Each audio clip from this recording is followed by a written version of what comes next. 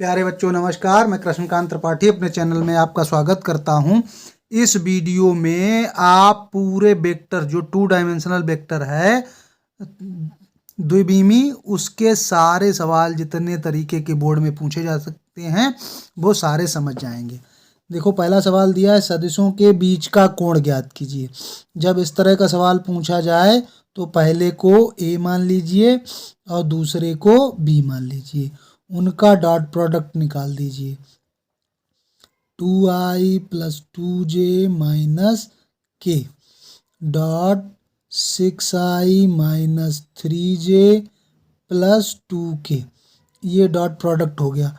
Dot product निकाला कैसे जाता है? आई के गुणांक का आई से गुणा, 6 दूनी 12, 2 तिया 6, के गुणांक का के से गुणा, 2 एकम 2, यहाँ पे 1 है गुणांक तो ये माइनस के 8 हो गया प्लस के 12, तो ये आ गया 4। अब ये फार्मूला भी आप याद कर लीजिए, ए डॉट बी बराबर मॉड ए मॉड बी और कॉस थीटा।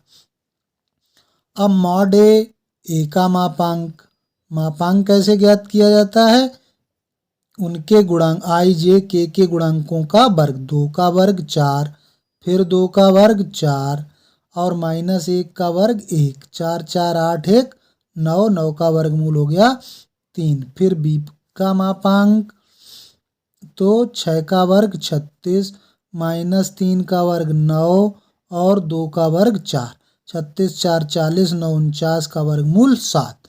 अब यहाँ से अगर हम आपसे कॉस थीटा पूछेंगे तो आप कहेंगे A dot B upon mod A into mod B, तो ये हो जाएगा ए डॉट बी आया 4 मॉड 3, ये ए का मापांक ये 7, तो 4/21 हो गया। कोण पूछा गया, मानो दोनों का बीच का कोण थीटा है, तो कास इनवर्स 4/21, ये हो गया आपका आंसर। सवाल समझ में आया है तो वीडियो को लाइक करना, चैनल को सब्सक्राइब करना मत भूलना और अपने दोस्तों के साथ शेयर करना भी मत भूलना।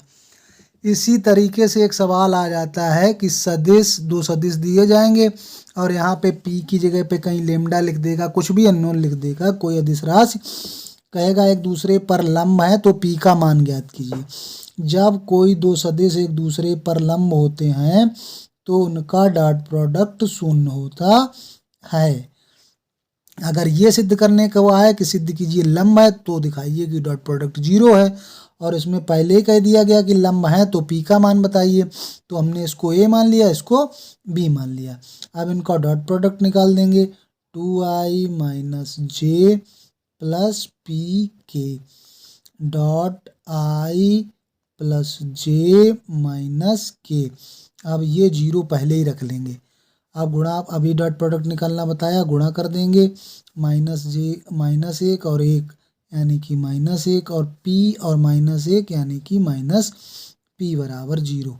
तो 2 से 1 गया 1 रहा और माइनस p उधर कर देंगे तो प्लस p हो जाएगा। इसका मतलब आ गया p बराबर 1।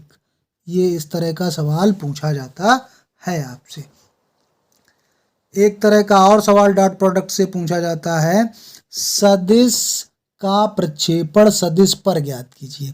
इसमें लड़के कंफ्यूज हो जाते हैं किस तरफ करना, क्या करें, किसको ऊपर रखें किसको नीचे। तो देख लिए, जिसके साथ पर जुड़ा है, जिस पर ज्ञात करना है उसको नीचे रखना है। ये मान लो ए वेक्टर है और ये मान लो बी वेक्टर है, तो बी पर ज्ञात करना है। ए का सदिश ए का बी पर प्रक्षेपण या प्रक्षेप लिख देगा, तो क्या है ए डॉट बी बटे मॉड बी, यानी कि दोनों का डॉट प्रोडक्ट निकालना है और उसके जिस पर ज्ञात करना है उसके मापांक से भाग दे देना है। तो अब डॉट प्रोडक्ट आप समझ गए होंगे, 1 यहाँ गुणांक यहाँ 2, तो 2 हो गया, -2 -1 तो +1 हो गया, 1 और 1 फिर 1 हो गया। और b का मापांक क्या होगा? b का मापांक 2 का वर्ग 4, -1 का वर्ग 1 और 1 का वर्ग 1, तो 4 और ऊपर हो गया 4 और नीचे हो गया √6। यही हो गया आपका आंसर। तो इस तरह के सवाल आपके पूछे जाएंगे।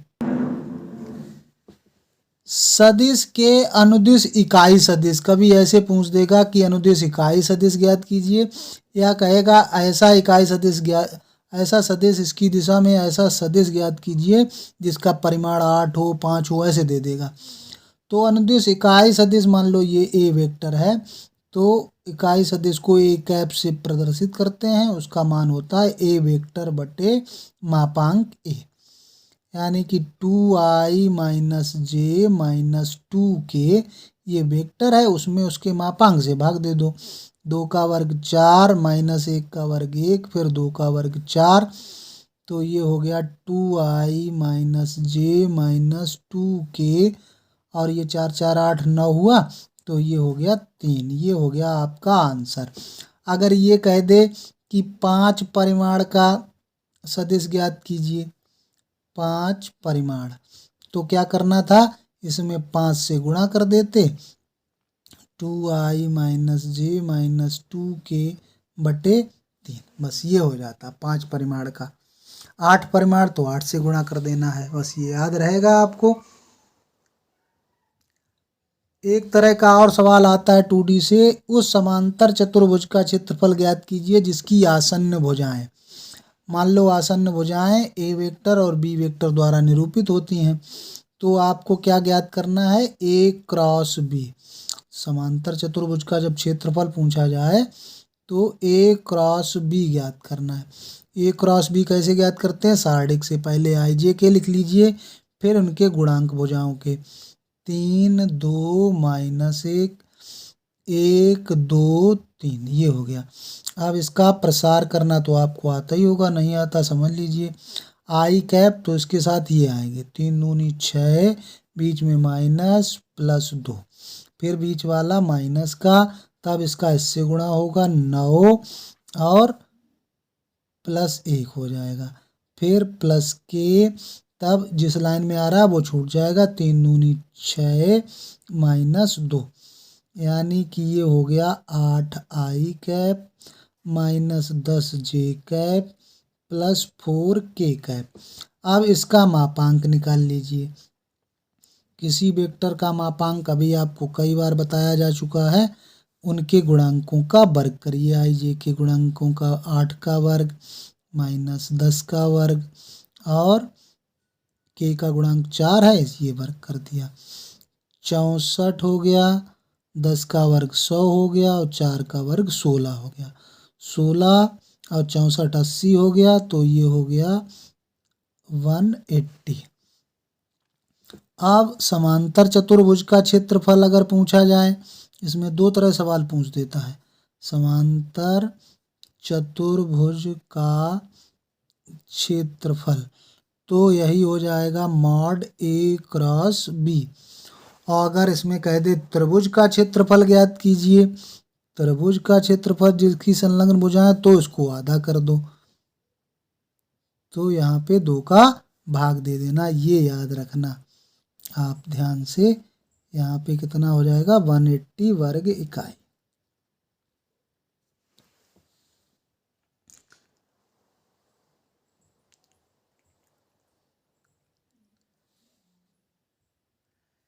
एक तरह का सवाल इस तरह का आ जाएगा, दिखाइए कि ये समकोण त्रिभुज के शीर्ष हैं। शीर्ष हैं तो इनको ए वेक्टर मान लिया, मान लो ए वेक्टर है, या ओ ए करके ऐसे शीर्ष दिया जाए तो ओ ए मान लो, 2i माइनस जे प्लस के।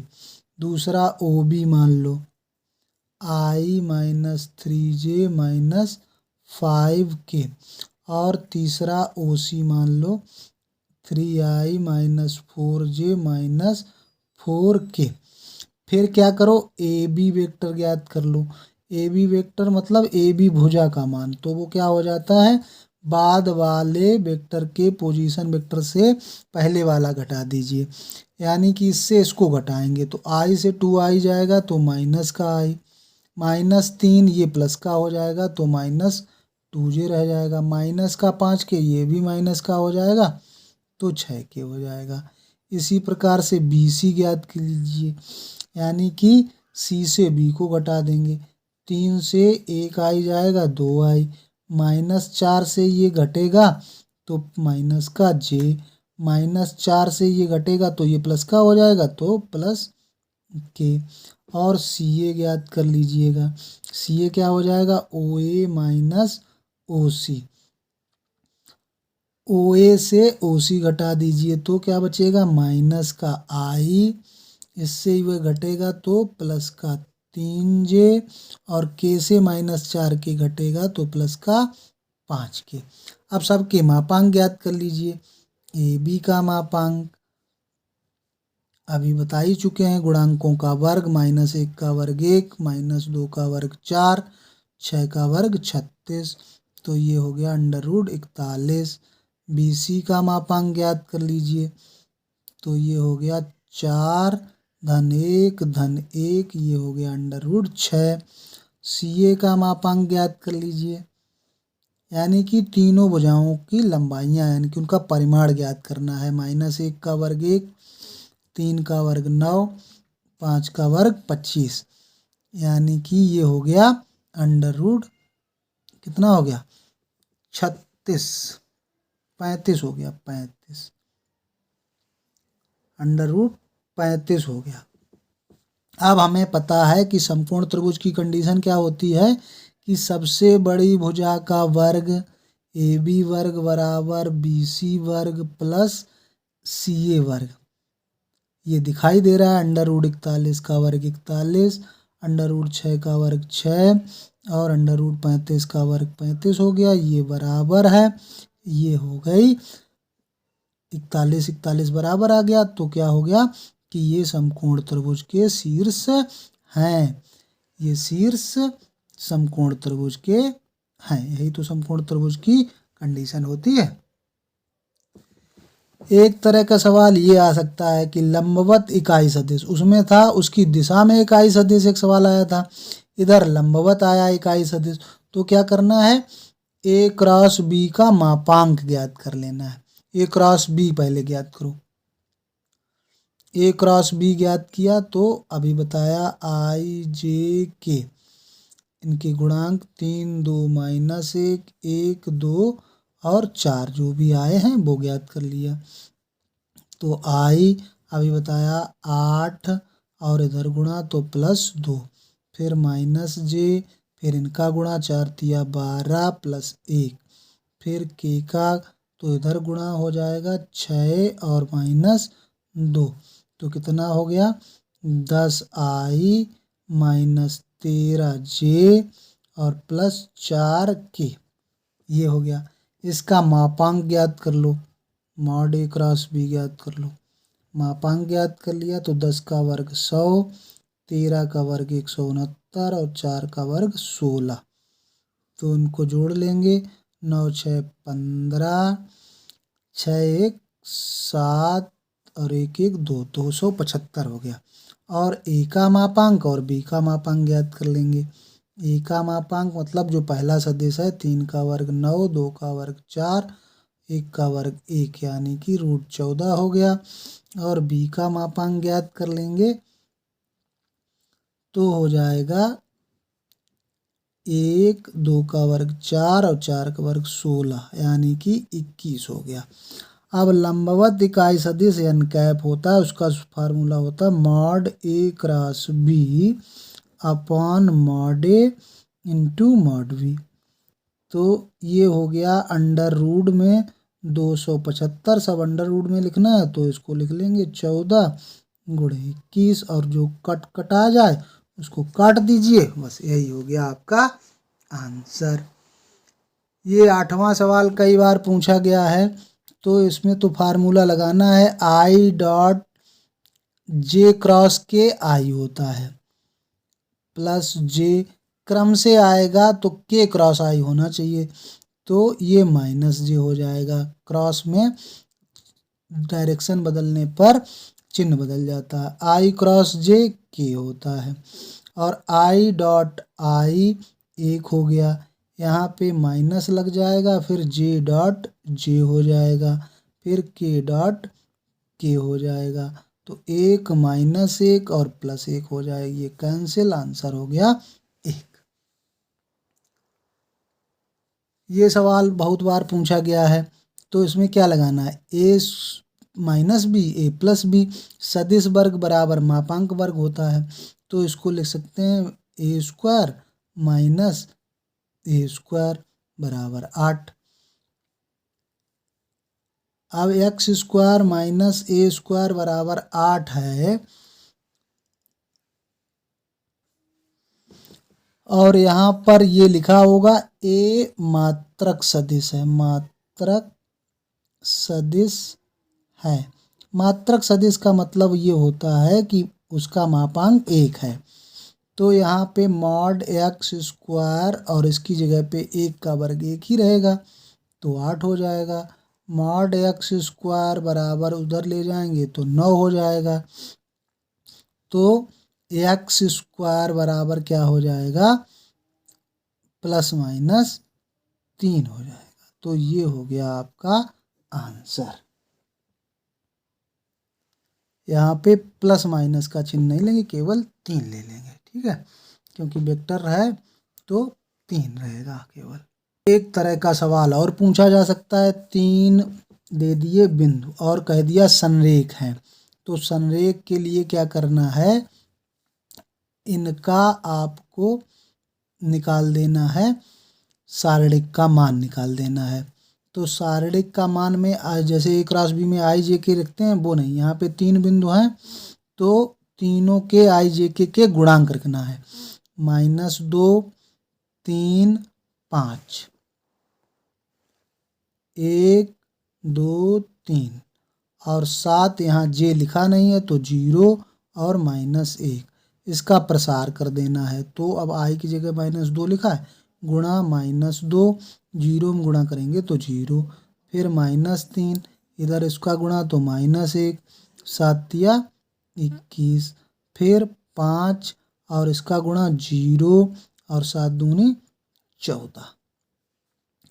ये कितना हो गया, प्लस का 4 हो गया, -2, -21 एक 22 और 22 तिया हो गया प्लस का 66, और ये हो गया 14 पंचे 70।